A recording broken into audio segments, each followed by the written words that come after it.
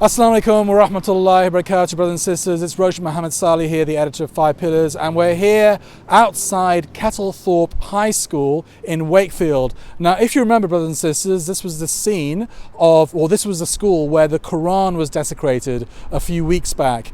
And the reason why I'm here a couple of weeks after that event is because the right wing and the mainstream media have turned what was a good news story for Muslims on its head and made it as a big stick to beat Muslims with. They're saying things like the 14-year-old boy who desecrated the Quran, the autistic 14-year-old boy, he's received death threats from the Muslim community. They're saying his mum was coerced into a all-male meeting at a mosque which was akin to a Shariah law court trial. They've completely turned this good news story on its head to basically attack Muslims. And I'm here because I believe a response from a Muslim perspective is required. I travelled to Wakefield on Monday to interview the imam of this mosque, Jamia Swafia. It was here that the now famous meeting was held between the Muslim community, local authorities, and the 14-year-old boy's mother after the Quran desecration. Here's a reminder of what the mum had to say. I know that what my son has done is disrespectful. He didn't have any malicious intent, but he's a very, very silly 14-year-old boy who does have some challenges. He does suffer with high functioning autism. It means that socially he doesn't always realise what is appropriate and what's not appropriate. And on this occasion, he has been completely disrespectful. He hasn't understood how sacred your holy book is. He actually, after the incident occurred, he realised he had offended a Muslim boy who was quite a good friend of his. He, off his own back, did send an apology to that boy and said that he realised that he'd been disrespectful. He told me immediately when I got home from work that night what he'd done. I told him he would need to face the consequences because what he had done was incredibly disrespectful. But this amicable outcome wasn't good enough for powerful right-wing elements in our society led by the Home Secretary Suella Braverman, who called the meeting disturbing and likened it to a Sharia law trial where the mother was forced to account for her son's behaviour.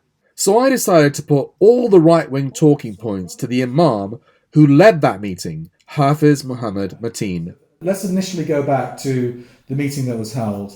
The meeting closes. Were you guys happy with how the school had dealt with the Quran being disrespected, how the authorities had dealt with it? Of course, we were happy, yeah. And we were more so happy on the fact that we managed to get this a conclusion which was without any form of violence, without any form of demonstration. And that was our biggest achievement, yes, we were quite happy. It seemed to me as though the school had, kind of disciplined the pupil appropriately, but they'd also made an effort to outreach to the Muslim community, as had the police, for example, and the local authorities in general. So would you characterise it that way? Yeah, so without any input of ourselves, the school on their own accord suspended the students and continued the investigation. They reached out to the Muslim community knowing that, of course, there are certain false accusations being spread associated with the disrespect of the Quran, and which needed to be cleared. So they reached out to the community for that purpose, and we helped them get rid of those sort of accusations and rumours that were spreading. But on their own accord, they, I think, handled it very well by investigating, and whilst the investigation was going on, suspended the students, which now are reinstated and are currently in education. So the meeting finishes, I think it was on the Friday night, after the incident which happened on the Wednesday, and everyone basically goes home happy. Yeah. Is that the situation? I mean, that's literally what it is. There's nothing more to it. That the Muslim community and non-Muslim community gathered, they were made aware of what's happened. We left in a very happy and cohesive manner, and everyone continued their day, and that was the end of it, yeah. But that isn't the end of the story, is it? Because then the mainstream media and some right-wing activists got hold of this story, and they started to paint a picture, which is something that I don't think you will recognise. Can I go through some of the accusations one by one? and ask you to kind of break this down. So the accusation is that, the Quran was not desecrated or disrespected. It was just scuffed a little bit. So when we went in the early hours of Friday, we inspected the Holy Quran. I myself inspected the book that was in front of me. And there was a tear on the front page. On page 2, there was a scuff mark which was quite ragged over. And then on the bottom end of the book were a number of indentations showing it's been not kicked around once, but kicked around a multiple number of times. So there was evidence there that there had been some sort of disrespect to the Quran, which of course rules out that it wasn't spat on, it wasn't torn, and in a sense ripped completely apart and shredded, and it wasn't burnt. But there's no denying the fact that there was some sort of disrespect to the Quran, because I myself witnessed that. You think it was kicked around? It probably was kicked around, yes. Because the accusation was that it was just dropped and that was it. Look, there's more than that. Because do we know exactly what happened to the Quran? At this moment of time, the investigations are still in process. The school are still investigating as to what actually happened with the book itself. But having inspected it, it's not merely just the fact that the book fell down and was picked up. And this has been understood and acknowledged by the school themselves, because they've been able to see the number of indentations. And when I say a number of, I mean more than a dozen indentations on the bottom side of the Holy Quran, and then the tear and the scuff marks on the pages. Is it going too far to say that it's been desecrated? I mean, I always use the term desecrated. Is that going too far? See, again, it depends which side of the spectrum you're taking it on. So you can take desecrated to mean burnt, completely shredded, which it is not. You can also mean desecrated as in there's some damage caused to it, which yes, that is. So which end of the spectrum you're taking it on depends on you. But one meaning of desecrated, to the extent that there was some damage caused to it, yes. But it was not, as rumoured, burnt, completely shredded and thrown away. What about the mum? She gave an amazing speech, which I think was, when I watched the whole video, that was like the highlight of me. That stuck out straight away, kind of apologising to the Muslim community, reaching out to them. But the accusation is that she was coerced into making that speech, and she was intimidated into making that speech. Right. The first point here, Roshan, is we would have only been able to coerce had we been given the contact information of the mother. We had no idea who the students were, we had no idea who the parents were, because the school, of course, and rightly so, would not release such information to safeguard the children, and that's what we expect of the school. The mother, however, on her own accord, reached out to our team to issue a statement to show how she felt and how apologetic she was as to the incident that had caused hurt to a number of Muslims around Wakefield and outside Wakefield.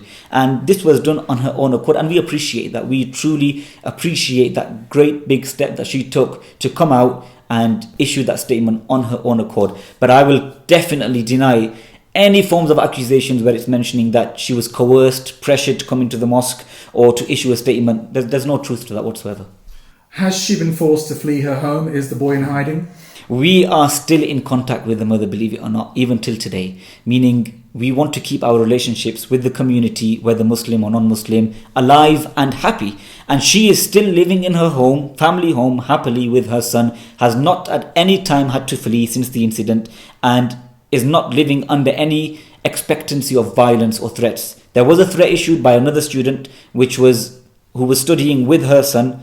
That's been resolved by the school and the police. But there is no number of threats by a number of people and no inciting of threats or violence towards a child or her mother, and we would never ever allow such a thing. Because the insinuation is that the threats are coming from the Muslim community. Which is crazy, which is so sad, because they've not actually come to see what the truth is. We've actually stood up, taken a stand as for example, as a religious figure, has stood up and condemned the fact that we do not allow any sort of violence, we do not allow any threats, and anyone who is causing any form of violence or threat to any individual, whether an adult or a student or a child, is not truly following the teachings of Islam. We don't allow that. Is the boy back at school now? The boy is back at school, yes.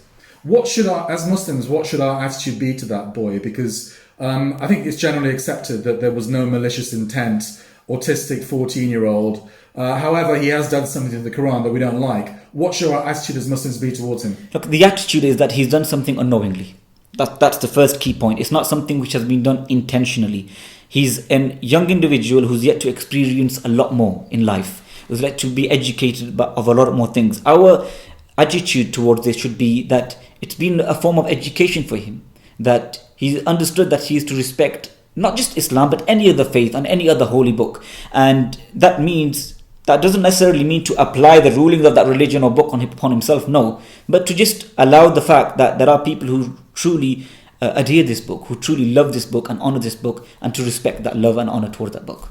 Suella Braverman, the Home Secretary, she wrote an article in the Times a few days ago, and she said that when she saw that video, assuming that she has seen it, but she wrote that it was something like a disturbing video, and she likened that meeting in the mosque to a Sharia law court.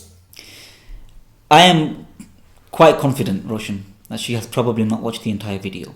Had she watched the entire video, she would have probably been issuing a statement of support and a sort of a welcoming to the Muslim community as to how they've reacted in this incident and how they've dealt with it, and probably a personal message to me as the imam leading that meeting as to how this has been handled and how the children, whether of Muslim faith or not, have been safeguarded. But I very highly doubt that she has watched the entire video. But no, it was a public meeting to appraise the community of the situation and to stop any sort of action being taken by anyone who is not aware of the truth, which the purpose of the meeting was to make them aware of the truth. Is the Muslim community in Wakefield, are you guys trying to kind of, impose blasphemy laws or Sharia law by the back door, completely disregarding British values and British values of freedom of speech? No. In a simple answer, no. We live in the United Kingdom, which is governed by the British law, and our religion teaches us that you follow the law of the land that you live in. We live in the United Kingdom and we follow the British law. There's no Sharia law in the UK, and we acknowledge that. The Charity Commission is trying to investigate the mosque now, I hear. What's the latest on that? I am not fully aware of the situation of that. I have seen an article online that the Charity Commission is wanting to investigate, or is beginning an investigation as such. Into what? I'm not sure. I know there's an individual or an organisation, I can't recall the name of them, who have contacted the Charity Commission for them to begin an investigation into the mosque as to them not following certain parts of what's required of a charity. I'm not sure if the investigation has actually begun. What's the outcome of that? I'm not fully aware of the outcomes of that. So that's not a coincidence. This happens and then the investigation. Yeah. And you seem to be personally being attacked in the right-wing media, the Telegraph. Something about you saying that those who don't celebrate Christmas should be punished or something? Look, you can take one clip and get 100 different connotations from that clip. If you don't look at the full context of the clip, then you will never understand the truth. One thing I am going to clarify and clear, Roshan, is that there are certain things that we believe as Muslims. That doesn't mean that we expect anyone else to believe them, but it also doesn't mean, and I will say this quite confidently, and it probably will be taken in a different light to what I'm saying it, but whilst we don't expect people of outside the Muslim faith to follow what we believe, at the same time we don't expect them to expect us to change what we believe. We have our traditions, we have our way of practicing our religion, and we will continue to do that so long it is within British law. But for anyone to expect us to not follow our religion because it doesn't sit in line with them, it's not going to happen. Given that you were there throughout this whole affair and you dealt with all the authorities and you did the investigation and you held that meeting, what have you made of the media coverage since then? I have made the fact that they are very insincere. They are not out there to search for the truth. They are out there to sell as many newspapers, sell as many articles, and gain as many followers as they can, and deepen their pockets. And that's the sad reality. It's individuals and organizations such as yourself who have actually come out to search for the truth and put out the truth there so the people can be aware of actually what happened. But it's sad. It's sad to see that despite us making this effort to safeguard children regardless of faith, that we've had to then face this backlash from the media, which we were not deserving of. I should have asked this question earlier, but there is a clip that I've seen going around. I think the Henry Jackson Society has put it up. Something when you said something like, "We will give our lives for the Quran." Would you like to clarify what you meant? Of course, look, the Quran, this is the word of God Almighty, and this means more to us than our lives. That's literally what it means. So our religion, and again, every person's religion is at a different stage for themselves. I speak for myself. My religion, my divine book of God Almighty, for me means more than anything, and I will respect it and follow it. And the words that are being taken out of context, that it means more to us than our lives. What does that mean? That means that we will do anything to follow it. We will endeavor to follow it in the way that it has been revealed to us through our beloved Prophet Muhammad, peace be upon him, which means to live in a manner which is loving, caring, honoring, in a cohesive community. This is what the Quran teaches. Our Quran teaches us how to live our life, how to be with one another, how to live with your wife, how to live with your children, how to respect your parents, how to respect elders, how to love youngsters. This is what the Quran teaches. So when I say we love it more than our lives, meaning we want to practice it more than our lives want us to. Imam Muhammad Mateen, I mean, given that we live in a secular, majority non-Muslim country, how can Muslims and non-Muslims resolve these issues when, for example, the Quran is desecrated or the Prophet Muhammad is insulted in a school setting? What should be is there some mechanism whereby we can come to a mutually satisfactory conclusion? I think there's two things, Roshan. Number one is every person, whether of a faith or not, should practice the ideology of respect and tolerance towards one another and one another's beliefs. That's the first step. If every person can respect another's belief, then we will never have these issues. But however, if these issues do occur, then what's the way to resolve them is dialogue. Meet over a coffee, over a tea, have a chat, clear any misconceptions, clear any misconfusions, and move forward accordingly. We don't expect an individual to follow our religion just by a coffee or a tea. No, it's for us to clear each other's misconceptions and then live our own lives as we do already. Okay, so going forward, I mean, I guess you might, at the moment, you're maybe feeling a little bit under siege, the community here. I mean, are you hoping that will pass quickly going forward? Our relations, I mean, I fear that relations between Muslims and non-Muslims are going to worsen in Halifax because of the media coverage. Is that your fear as well? Wakefield, the community is strong. Community within the Muslims and non-Muslims, we are united and we will remain united. The ideology that is being presented by the media will not affect our relationship with the people of non-faith. In fact, if I speak as an imam for Swafia Mosque, we have a number of non-Muslim groups from different schools, different organizations coming to visit the mosque just to learn about the religion and see how we practice. And we will welcome that and we will continue to work with different faiths and people of no faith. So the media won't affect our work that we are doing now. And any final message, especially to the non-Muslims who might be skeptical about what they saw last week? Or don't believe everything that you hear. Don't believe everything that you see. Come speak to us and you will see what Islam means for us. Islam does not mean in any way, shape or form violence. It doesn't mean in any way, shape or form to impose Sharia law on every person. No, Islam is a religion of peace, a religion of tolerance and a religion of unity. And you will see that if you come and speak with us, have dialogue with us. But please do not believe anything that you see and you hear. That's my message. Jazakallah. Thank you. Jazakallah. So this is a good news story, brothers and sisters. Basically what happened was a ignorant 14-year-old boy without malicious intent. He was playing some kind of practical joke and the Quran got damaged. The school realized straight away that this was a problem. Disrespecting any holy book is an issue, and they disciplined the boy in a proportional manner and they outreached immediately to the Muslim community. So did the local police, so did the local authorities. It was an exemplary way by which any school should be dealing with matters such as this, by calming down tensions, by outreaching to the community. And the school and the local authorities did what Muslims would have expected them to have done.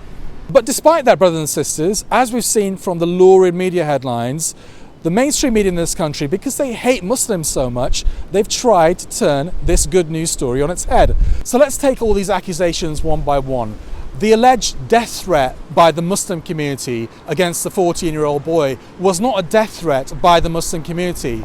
It was a threat by one boy against another boy in this school, and the authorities, the police, spoke with that boy. It was basically the kind of probably playground banter that happened every day when I was a child, when kids would say nasty things to each other without really meaning it. So let's put that to one side. There was no death threat by the Muslim community against the boy. It's been done and dealt with.